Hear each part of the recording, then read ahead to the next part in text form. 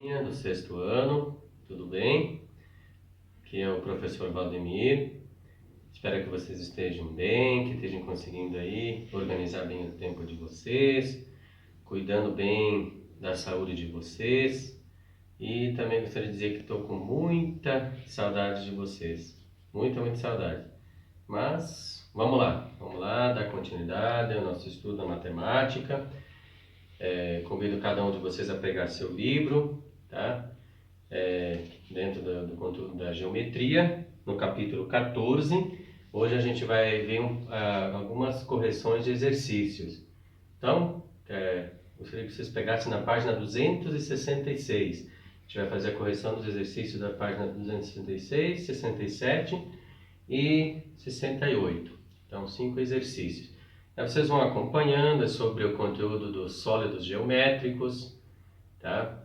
Na aula passada a gente viu um pouquinho a definição dos sólidos geométricos, sobre poliedros e não poliedros, tá? Identificando sempre qual a diferença, tá? Quando um sólido é um poliedro e quando ele não é. Tá? Basta você ver, se tiver alguma superfície arredondada, esse sólido não é um poliedro. Para ser poliedro, todas as faces, todos os segmentos, todas as arestas têm que ser segmentos de reta. As faces, superfícies, têm que ser compostas de segmentos de reta. Então vamos lá para a questão número 1, da página 266. Observe os sólidos a seguir e indique quais deles são poliedros. Então vocês têm aí, tá, os 8 poliedros aqui, 8 figuras colocadas, e daí dentre essas vocês para dizer quais desses então são poliedros e quais não. Basta olhar quais desses sólidos tem partes arredondadas e quais não. Se tiver alguma superfície arredondada, já não é poliedro, ok? Então vamos colocar aí então na questão, identificando aí quais desses sólidos então são poliedros. Aqui vocês têm da letra A até a letra H, tá? Então são 8 sólidos que vocês aqui. Desses 8 é para identificar quais desses são poliedros. Então vamos lá. Letra A, a gente pode ver que todo esse sólido é formado por segmentos de reta, então letra A é um poliedro. B, tem já a superfície arredondada, tá? Então, na realidade, aqui a gente pode já identificar uma esfera. Então, não é poliedro. Letra C, tá? De novo, composta só por segmentos de reta. Então, C é um poliedro. Letra D, tá? De novo, superfície arredondada. Não é. Letra E, também tem superfície arredondada. Também não é poliedro. A F, só composta por segmentos de reta. Então, é poliedro. Letra F. E letra G, também só composta por segmentos de reta, também é um poliedro. E a letra H, também, de novo, tem superfícies arredondadas, então não é poliedro. Tá? Então temos aqui, dos 8 sólidos, temos 4 que são poliedros, e os outros 4 não são poliedros por terem as superfícies arredondadas. Ok? Vamos para a questão número 2. Na questão número 2, pedi assim: pesquise o significado da palavra poliedro e qual é a relação entre esse significado e a definição apresentada. Tá?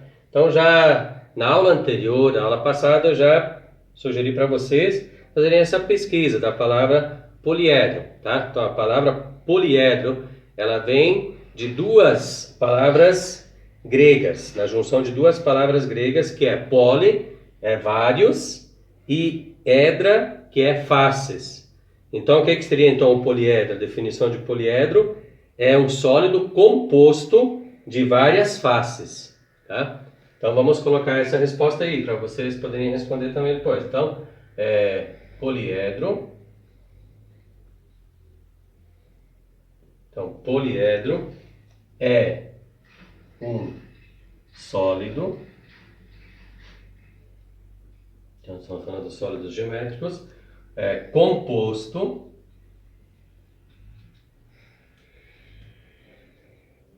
de várias faces. Tá? Justamente, a junção de dois. Então, poli é várias e edro é face. Então, justamente o poliedro então, é um sólido composto de várias faces. Tá? Então, é isso que vocês vão responder na questão número 2. Agora, tá? A gente então vai ver quantos vértices, faces e arestas possuem os poliedros a seguir. Então, vamos lá. Questão número 3. Então, quantos vértices, faces e arestas possuem os poliedros a seguir? Tá? Então, eu coloquei para vocês o poliedro de vértices, as faces e arestas de cada um deles. Então, primeiro, prisma hexagonal. Tá? Então, a gente tem que observar quantos vértices. O prisma hexagonal, ele tem as duas bases, tá? O prisma sempre, ele tem a base, tá? Embaixo e a base de cima. E as faces laterais, elas sempre são ou retângulos ou paralelogramos. A gente pode definir, então, ou tanto as faces laterais são paralelogramos ou retângulos. Então, vamos lá. Hexagonal são 6 vértices, tá? Na base, mas como são duas bases, eu vou ter que tem a base de baixo e de cima. Então, 6 vértices multiplicado por 2 dá 12. Então, o prisma hexagonal ele tem 12 vértices. Quantas faces? As faces laterais, então, são 6 e mais as duas bases. Então, 6 mais 2 são 8 faces. E arestas são os segmentos que compõem, tá? Todo sólido. Então, você tem as 6 na base de baixo, as 6 de cima já dá 12 e mais as 6 laterais. Então, são 18 arestas que você tem no prisma hexagonal. Vamos para a pirâmide pentagonal, que vocês têm agora a seguir também. A pirâmide pentagonal, a base então é formada por a base de 5 vértices, tá? E mais o vértice de cima que compõe, que é o ligamento de todos os outros, todas as outras arestas. Então, temos quantos vértices? 6, tá? As 5 da base mais o da ponta. Quantas faces? Temos 5 faces laterais e mais a da base. Então, também são 6 faces. E arestas, nós temos as 5 da base e mais as 5 laterais. Então, são 10 arestas da pirâmide pentagonal. E do prisma triangular, então você tem os vértices, os 3 da base, tá? De baixo e os 3 da base de cima. Então, são 6 vértices que você tem no prisma triangular. Quantas faces? Você tem 3 faces laterais e mais as duas bases. Então, são 5 faces que você tem no prisma triangular. E arestas, então você tem as 3 da base de baixo, as 3 da base de cima, já dão 6 e mais as 3 da lateral. Então, são 9 arestas que você tem no prisma triangular. Ok? Vamos para a questão agora número 4. Questão número 4. Sendo V, F e A as quantidades de vértices, faces e arestas, respectivamente, calcule o valor da última coluna e complete o quadro a seguir. Então aqui, coloquei o quadro para vocês. A gente vai ver agora qual a quantidade de vértices, qual a quantidade de faces e arestas de cada poliedro e fazer a soma, tá? Seguindo essa resolução. Vértices mais faces menos arestas, tá? Para ver que resultado que dá. Então aqui, na primeira você já tem, então o prisma triangular ele tem 6 vértices, 5 faces e 9 arestas. Então 6 mais 5 dá 11, menos 9, 2. Tá? Depois, a pirâmide hexagonal. Tá? Hexagonal, a pirâmide ela tem a base com 6 vértices. Então, 6 vértices mais a ponta de cima dá 7. Então, a pirâmide hexagonal ela tem 7 vértices. Quantas faces? Também, ela tem as 6 faces laterais e mais a base. Então, são 7 faces também. E quantas arestas? Arestas, então, ela vai ter as 6 da base mais as 6 laterais. Então, são 12 arestas. Fazendo, então, 7 mais 7 menos 12 dá igual a 7 mais 7, 14, menos 12, 2. Tá? O que já dá para observar?